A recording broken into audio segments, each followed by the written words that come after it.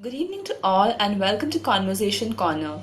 Today we have the privilege of having with us Mr. Akshay Pathak, Senior Associate at Cyril Amarchand Mangaldas. Mr. Akshay Pathak has got his expertise in cross-border and domestic M&A transactions as well as in general corporate advisory. Mr. Akshay Pathak has completed his graduation with BA LLB Honours from Amity Law School, Delhi and has previously been associated with Shardul Amarchand Mangaldas. Today, Mr. Akshay Pathak is going to share his views on how to secure effective internships and how to make the best use of these opportunities. Over to you, sir. I think when it comes to making a choice of internship, there are two important factors which must be considered. Point number one, where you want to intern must strictly be guided by your likes and dislikes. Point number two, I would stress on the fact that where you want to intern should also be guided by where you see yourself 5 years down the lane, 10 years down the lane. And having said that, the most important advice which I would give to any law student would be that please never intern for the sake of a certificate. Okay, because after your 5 years or in your maybe in your fourth year when you're being interviewed, no recruiter would hire you just because you have done 4 or 5 internships more than someone else. It is basically the skill set which will be tested as opposed to number of internships or the certificates. Now coming to the latter part of the question, as to like basically what exactly should an intern do to get recruited and get a PPO, there are 3 4 important points which I want to highlight. As an intern, make sure that number one, you're punctual. Number two, make sure that you don't shy away from hard work. You should be able to demonstrate willingness to learn. Your dedication must be apparent. The third important point would be that as an intern, if you're not able to understand something, please don't hesitate to reach out to the concerned associate or the senior who has given you the work. And the third important point which I would highlight is that even after your internship ends, please ensure that you have a healthy relationship with the concerned person, a good rapport with the team you work with. And I believe that if you are hardworking, you have dedication, I'm sure that your hard work and dedication would surely be recognized in either one internship or the other internship by the correct person, and you will get a PPO. See, for excelling an interview, the first thing which you should ensure is that at least you have command on the basics of the concept. Like for example, I work with the M&A team. So if there's a candidate who's appearing for the M&A team as a fresher, and he or she knows that the concerned partner who's interviewing specializes in M&A practice. So based on that understanding, at least be clear on the basic concepts pertaining to M&A. And for example, if you don't know about the expertise of that concerned partner, even if you know that that concerned partner is into general corporate practice, ensure that at least you are clear on the basic concepts of Companies Act, basic concepts of contract law, and no one expects a fresher to be an expert in law, because there is a lot of difference between theoretical knowledge and practical understanding of the law. But at least from a fresher's perspective, you should be clear on the basic understanding of the law. If you're appearing for a corporate team for an interview for an A0 position, you cannot expect to get recruited if you are not able to distinguish between indemnity guarantee, or for that matter difference between public company, private company. These are very basic concepts. So if you are not able to answer them, you cannot expect to get recruited. Having said that, this is just a example. There are tons of other questions which can be posed to candidates appearing for interviews for a corporate team also. So just be clear on the basics.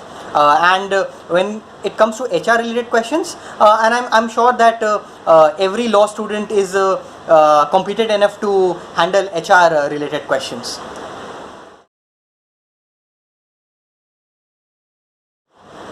I feel there are two differences. Number one, accountability. When you are intern, you may or may not be held accountable for your work if you make a mistake. But when you start working, every day is an exam for you. Okay, you will be held responsible for each assignment you are entrusted with.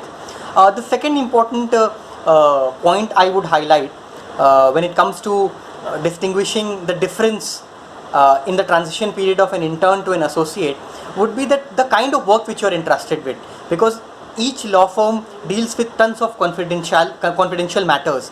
There would be tons of work which we do have, or basically a firm does have, but which cannot be delegated to an intern. So a lot of time interns complain that they are not getting work, but actually the team may be dying with work, but due to confidentiality issues, that work is not delegated to you. But once you start working, once you are part of the team and part of the firm, you would get that work. So the quality of work drastically changes, and I'm repeating myself because in my response to the second question also I said it and I'm repeating it, that there is a huge difference when it comes to theoretical knowledge and practical application of law. So working as an associate from a fresher's point of view is entering into a new world altogether. But having said that, I feel that perseverance is the key. If you are able to persevere, if you are able to work hard, and if you have good guidance from your mentors, who could be anyone, someone senior to you in the firm or outside, who's able to motivate you, then I think the initial 2-3 years, which are considered to be usually tough for junior associates, you will be able to sail through that phase. See, I would want to clarify that there is no direct bias when it comes to evaluation of internship applications from a student who's in a NLU and a student who's not from a top NLU. But at the same time, someone may ask me that if there is no direct bias, then what is the reason for the fact that majority of the interns interning in top law firms are NLU students? See, the reason is that number one, majority of the top national law schools have dedicated internship and placement cells. And the other factor why majority of the national law students are able to intern with top law firms is that national law schools have a good alumni network. So these two important factors play a very important role in ensuring that students of top NLUs are able to secure internships. So there is no direct bias per se, but you'll have to understand that there are 800 law schools existing in India. So from that point of view, indeed securing an internship is very difficult, but at the same time, if your college doesn't have any dedicated internship and placement cell, or if your college doesn't have a good alumni network, you can still secure an internship. You just have to take care of the fact that from your side you apply well in advance. Like if you want to intern in July, make sure that you start sending internship applications in December and January, and you regularly keep following up, keep dropping reminders in the same trail email. Don't hesitate in reaching out to people even through LinkedIn. So if you are dedicated enough and if you follow this exercise, I'm sure you'll get decent internships for yourself. You'll be able to secure good internships without any contacts, without any support from your college. That was insightful indeed. We are thankful to Mr. Akshay Pathak for sharing his valuable time and insights with us. For more such informative videos and information, do follow Legal Corner and do visit us at legalcorner.in. Thank you for watching.